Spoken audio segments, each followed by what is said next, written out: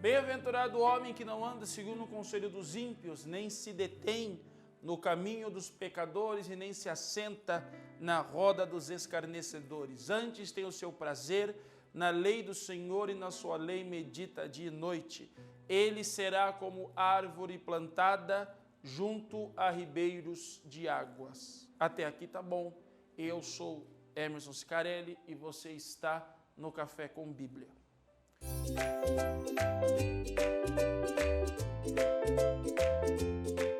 Começa nos dizendo que bem-aventurado é o homem que não anda segundo o conselho dos ímpios.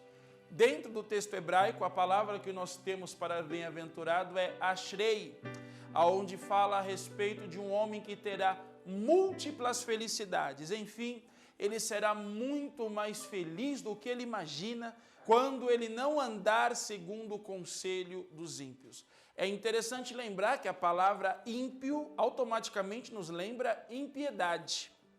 Então, o ímpio nem sempre é aquele que não compactua da mesma fé que você, mas sim uma pessoa que é impiedosa, uma pessoa que não tem piedade, uma pessoa que não tem misericórdia do seu próximo.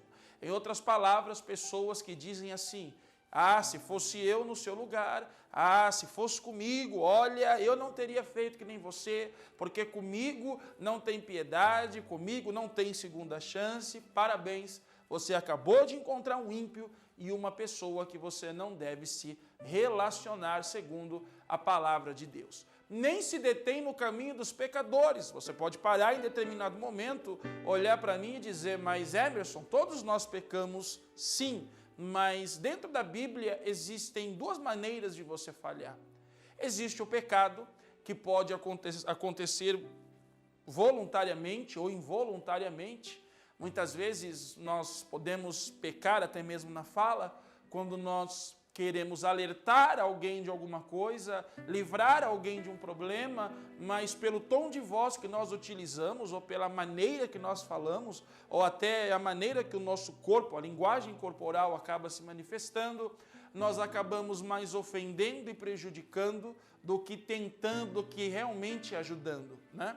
Quem nunca passou por aquela situação de, mas eu só queria ajudar?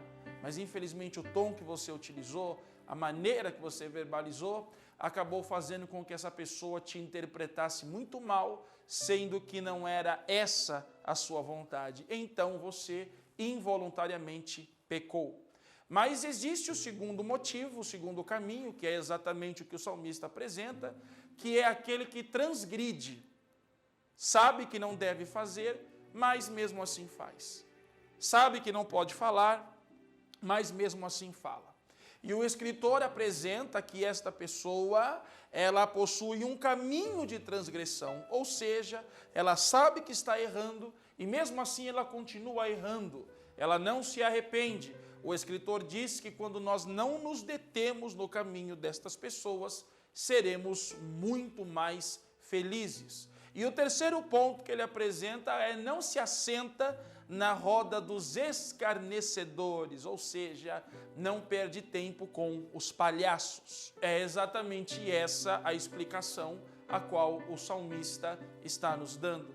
Lembrando que eu respeito a profissão de todos os palhaços, mas o palhaço que nós estamos utilizando nesse texto é o escarnecedor, é aquela pessoa que não leva nada na vida a sério, desde princípios religiosos até princípios morais, ou pessoas que não conseguem viver bem e respeitar as regras da sociedade. Pessoas que vivem como se não existisse amanhã, pessoas destrutivas, pessoas que zombam da sua própria existência e que não levam nada a sério. O escritor nos diz que feliz será a pessoa que não se assentar nessas rodas, não ter tais pessoas ao seu redor. Se você parou para prestar atenção, esse salmo está falando exatamente sobre amizades. Esse salmo está falando exatamente sobre pessoas, vínculos que são criados e que precisamos tomar cuidado em selecionar as pessoas que estão próximas a nós. Porque por mais engraçadas que sejam, por mais divertidas que sejam e por mais autênticas que sejam, Muitas vezes estas pessoas podem nos fazer mal involuntariamente falando. Porque todos nós somos como uma esponja. Não adianta você dizer, a mim ninguém influencia, eu não sou influenciado por ninguém. Isso é uma grande mentira. Da mesma maneira que todos nós influenciamos, nós também somos influenciados.